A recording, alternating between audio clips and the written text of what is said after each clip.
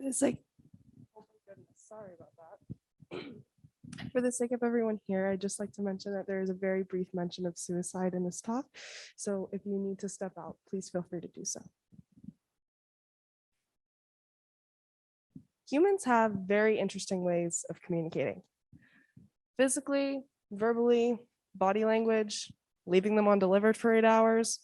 And don't get me wrong, these are all very valid forms of communication, even sometimes the last one. But have you ever truly sat down with yourself and discussed how and why you communicate the way you do?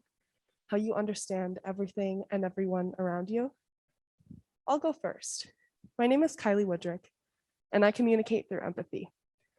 I understand my surroundings and cultivate conversation best when empathizing with those things and people that are around me.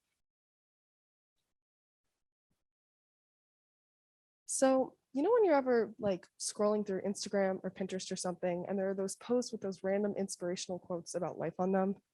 I personally find many of these to be misleading, but there was one that did stand out to me. Find what you die for, then live for it. When I was about 13 years old, my middle school experienced a mental health crisis, and I unfortunately almost lost one of my best friends right in front of my eyes. Counselors were overloaded, and there simply weren't enough effective resources for the caliber of issues they were facing. And because of this, friends started trying to save each other, I being one of them. But what does this have to do with empathy, you may ask?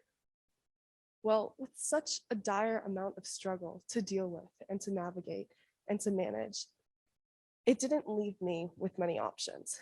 So, as all developing kids do, I used what I know. To me, that was empathy. The problem with this was empathizing with and trying to understand my surroundings when in an environment so deeply rooted in mental health struggle. The things I were empathizing with were detrimental. I only hold love for the child I was then, but no one, not even adults, have the ability to take on that much without a strong support system.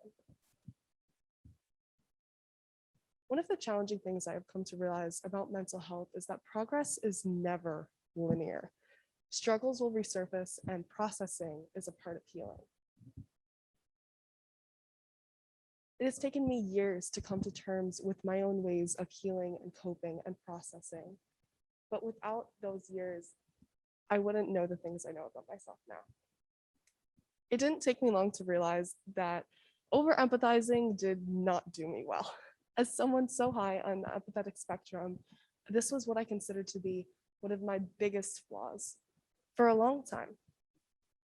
I was the cause of a lot of my own pain. And then I wasn't. See, my perspective on my own use of empathy had grown so fearful, so deeply rooted in the chemistry of our brains to protect myself from the pain I felt when over empathizing with other situations who were not mine to take on. Keep in mind, this is all from the perspective of a 13-year-old girl who had just been through an immense trauma. So how in the world did I get to where I am now?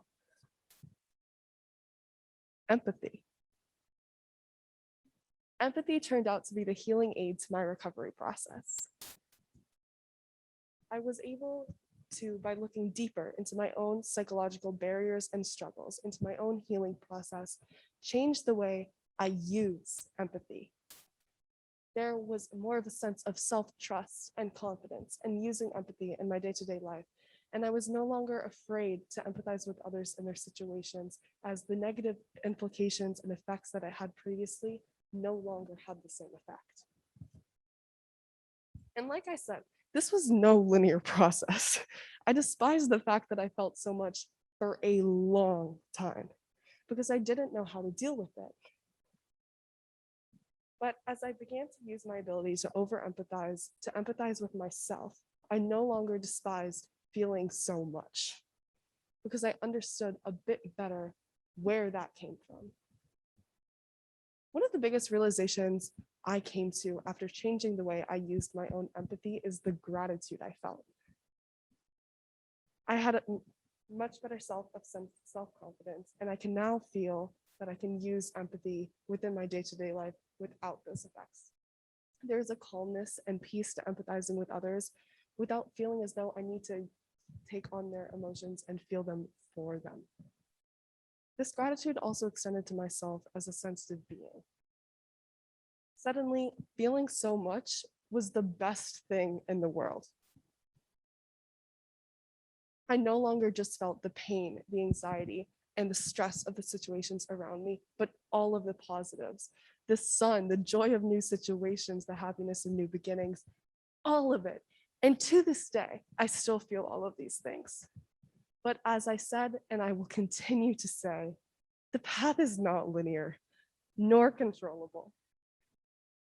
And for this reason, I will not simply tell you to change your mindset. I will not simply tell you to think more positively. And I will not simply tell you to change your perspective. But if there is any piece of advice I can leave you with from my experience, is that you are stronger than you believe. Those things that you hold against yourself as your weaknesses, or maybe things that you believe bring you down in your day-to-day life, may be the secret to harnessing your power. Thank you.